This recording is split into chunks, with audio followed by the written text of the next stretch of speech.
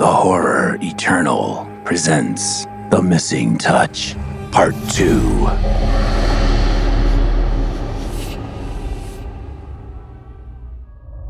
I went to sleep on the couch as planned. At 3:35, I was slightly woken by Carol coming out to the kitchen, grabbing a few things, and leaving for work. When she'd left, I immediately went to the bedroom and opened the drawer again to find the sex undies still sitting on top. Then I got into the bed and tried to get back to sleep. My mind had enough conspiracies to keep me up for a long while before finally drifting off. In the morning, I gritted through another tight race into the office. I was extra careful not to make contact when I handed over my keys to Pedro, the morning guy in the garage. Once I'd settled into my office, I took a walk down the hall to Jasmine's. Her door had been locked up and the lights turned out, most likely security or the overnight cleaning crew, because I could see her keys still on the desk. Back in my office, I got a call to come down to Edgar Sheridan's office. Edgar was the president of the division. Getting a call to his office by yourself only happened in the worst case scenarios. I had a feeling I was about to learn why everyone ghosted the meeting yesterday, and it most likely had to do with me getting fired. Shit. Fuck.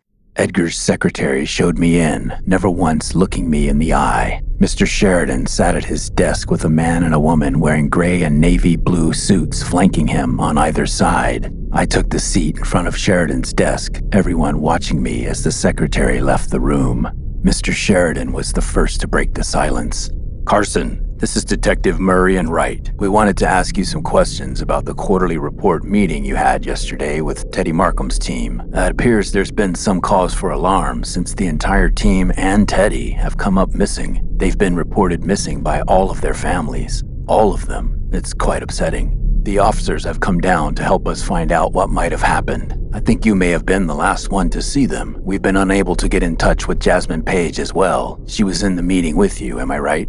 I could feel my forehead begin to sweat, my temperature rising, the vision of the clerk flashing through my mind as he spoke. "Yes, sir, she was." One of the detectives, a balding, middle-aged man with an unusually intense sunburn, jumped in. "Did anyone in the meeting say anything about any plans they might have had for after the meeting? Anything that might give us something to go on?" "No. It was a standard quarterly meeting. We went through reports and numbers for a few hours before Teddy called a 10-minute break. I went to the bathroom on the other side, farthest from the meeting room. It's just a thing I do to avoid having to make chit-chat with the guys in the meeting. I know, I guess that's weird, but when I got back to the conference room, everyone was gone." Mr. Sheridan followed up.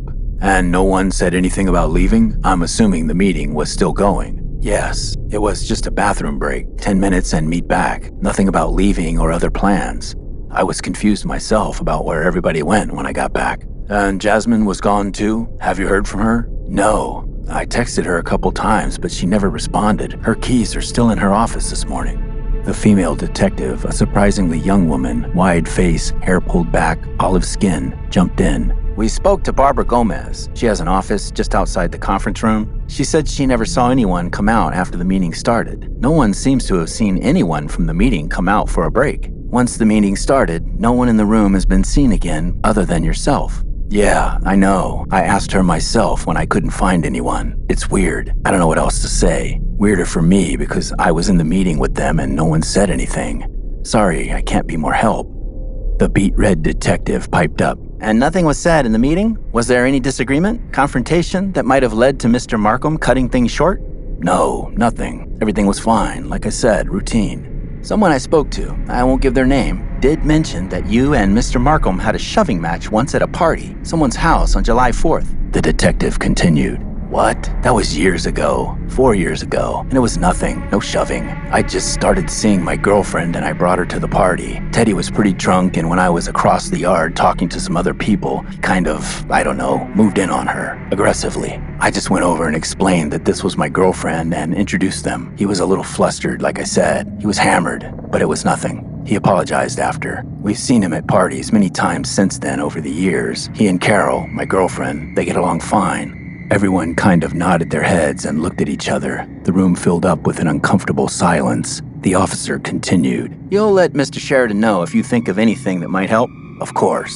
Thanks for coming in, Carson," Mr. Sheridan said. "Hopefully something turns up. Oh, go ahead and file those reports. We don't want to fall behind." I'll look at them. Okay, thank you, sir, I said as I got up, the hanging silence and the weight of staring eyes bearing down on me as I walked to the door and exited. Back in my office, I pulled up the reports to send to Mr. Sheridan when that abrasive tone cut through the air. Hey, killer, where'd you bury the bodies? Jed was standing at my door with a big asshole grin on his face. I tried to stay focused on my work so he wouldn't be encouraged. Oh, hey, Jed. Yeah, it's a weird situation. Good riddance, I say. No one could stand that guy, especially you, right? After the way he tried to fuck your girlfriend at the party that time? That's not what happened. I just want to know what you said to Teddy to make him and his entire crew go completely AWOL. Nothing. Didn't say anything. That's the thing. Jed stepped up close to my desk and leaned in. I hear no one saw them leave. It's like they went into the meeting and never came out. I gotta know how you pulled that off. I looked up from my screen at Jed's big, dumb face, and something snapped. You really wanna know? Hell yeah, I wanna know. Okay, but listen, you've gotta keep this between us. He looked over his shoulder, then in a conspiratorial whisper, Course, buddy, I'd never say anything. What happened? I extended my hand to him. He looked at it confused. Shake on it, I said. He grabbed my hand and shook. I dropped my hand and waited. He stared back with a confused grin, shaking his head and shrugging his shoulders. Well, let's hear it, he said. That's it. That's what I did, I said. Did what? What did you do? Shook their hands and made them disappear. His face dropped, disappointed. I don't get it. You will, I said. A real sense of power and vindictiveness welled up inside of me, something I've never experienced before, and I just kept staring at him. Then his body jerked. That a-hole expression cracked, wincing with pain and confusion. He could feel something happening inside of him. The color in his eyes drained out. Blood filled them up, running out from the corners and down his cheeks. Like the convenience store clerk, he stared blankly as everything began to crack, bend, and tear, folding in on itself. It was different watching it again. I felt a chill go through me, but the kind of disassociation I'd experienced before was gone. I took it in, studying the effects as Jed's entire miserable body was sucked through the glowing hole in space until he was completely gone. The hole still burning in reality, pulsating. I stood up and leaned in to take a closer look. I could feel heat coming from it as I got closer. Then it slowly faded out, and both it and Jed were no more. I waved my hand through the spot where the glow had been, felt some residual heat, but that was it.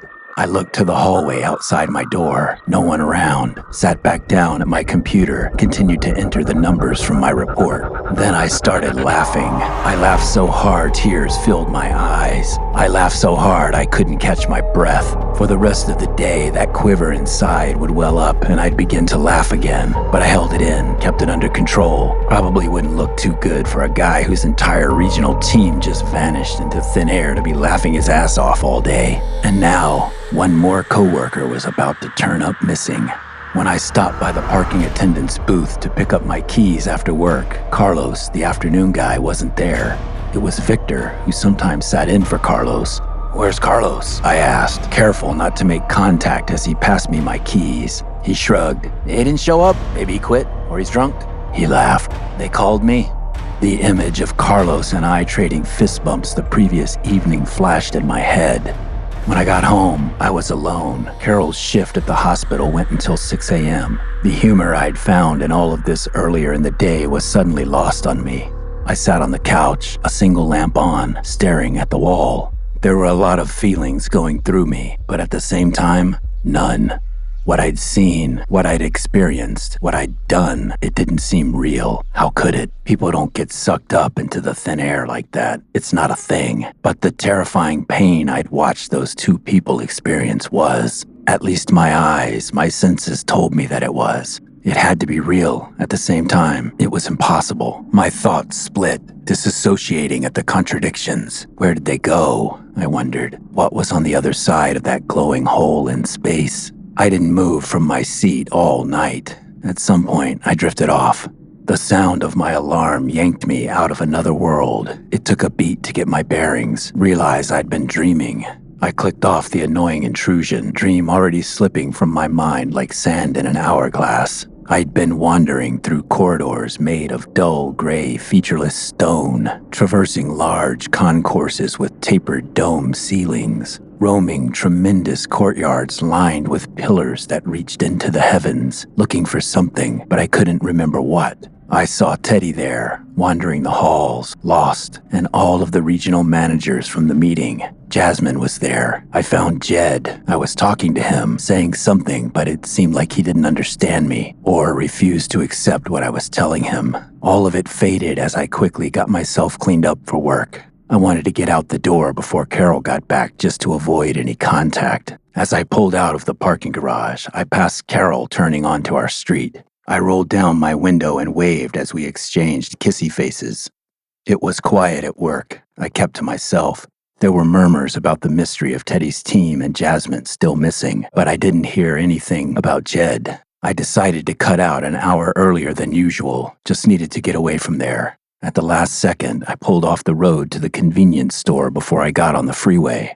I went in, walked around, just wanted to see what was happening there. Had life gone on as normal? Apparently it had. There was a different clerk behind the counter. I didn't buy anything. I pulled into the parking garage at home, saw Carol's car there. She texted me a quick note in the morning, said she was exhausted after the long shift, going to sleep. Glad she got to see me on the way in. I went up to the apartment to find she wasn't there. I looked out the window in the courtyard to see if she was around, then went into the bedroom and slipped open the drawer that held the sex undies and found no sex undies. Again, I decided to walk up the street and see if she'd gone to the smoothie place again. I didn't text ahead. I wanted to see what exactly she was up to, if she was up to anything. I went out the front gate to the sidewalk and started up the block. Anxiety wound tighter and tighter inside of me with every step. It was undeniable that something was going on. I didn't want to believe it, but the goddamn missing panties were undeniable. As I passed the apartment building 2 doors up from our place, something in the courtyard caught my eye. Carol's hair. Once I'd seen the hair, the whole image of what I was seeing took shape.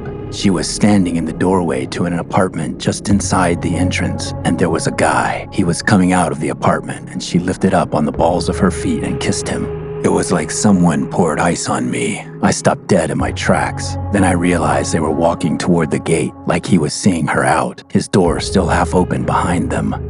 I started toward the entrance. Carol was oblivious to my presence as she kept her face close to his, smiling and laughing. She noticed me as soon as she pushed the gate open. I was stepping right toward them. She didn't miss a beat. Her hand dropped from his shoulder and his face lit up in a big fake smile. "Carson," she said. "why didn't you text me? This is my friend, Jake. I met him at the smoothie place. Jake, this is my husband, Carson." He lit up with a big fake smile of his own, but his had more of a sarcastic edge to it. "Oh, hey man, nice to meet you. What are you doing in his apartment?" I asked, ignoring false pleasantries. "He was just showing me something on our way back from the smoothie place." "What? "What? What do you mean?" What was he showing you?" "Oh, just this thing he bought at the record store. Jake collects vinyl." Jake bobbed his head affirmatively, the sarcastic smile still painted on his face. "Why are you wearing the sex undies?" I said, getting to the point. Jake reacted, throwing up his hands. "Oh, okay. You guys handle this. I'm out of here." He turned back towards his apartment. "What are you doing?" Carol said, avoiding my question. "Wait a minute," I said as I started after Jake. "Where are you going? We just met." Carol followed behind me. "What are you doing?" she repeated. "Hey man, I don't want trouble," Jake said as he entered his open door. "This is between you and your wife."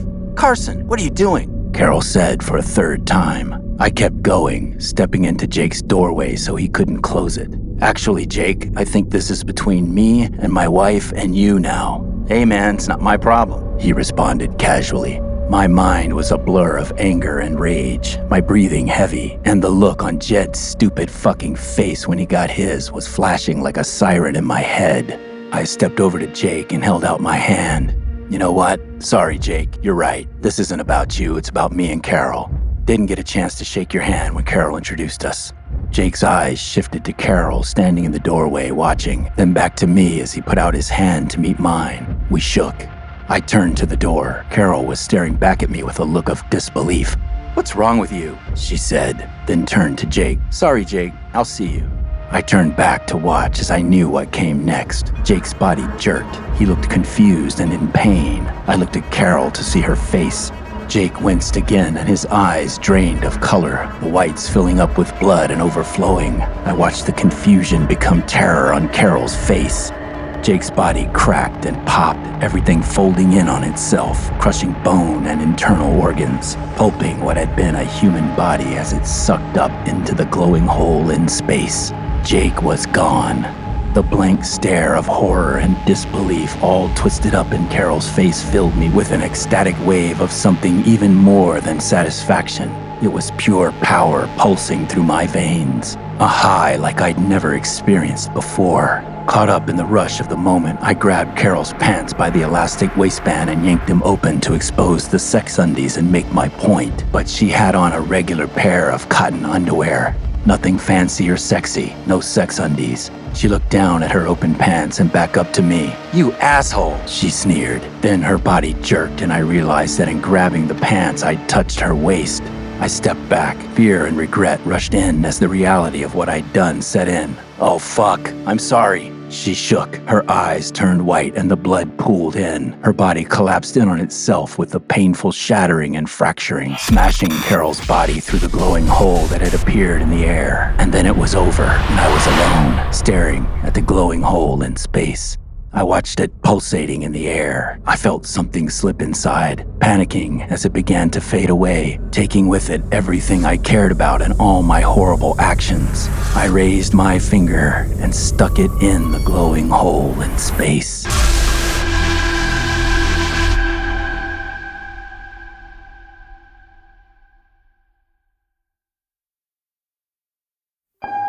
If you have enjoyed this program, please like, review, and share. Spread the word. The Horror Eternal presents The Missing Touch, Part 2. Written, produced, and performed by Roy Burdine. Sound design and mix by Mark Labib. The Horror Eternal and The Black Cast are copyright 2025 Roy Burdine. This has been a Spiral Opus audio production. Also from Spiral Opus, don't miss Mindraker, Background Anger, the story of a psychic assassin on a mission from God.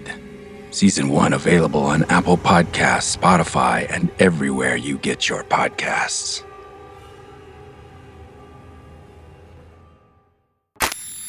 Monster Forge. We make monsters.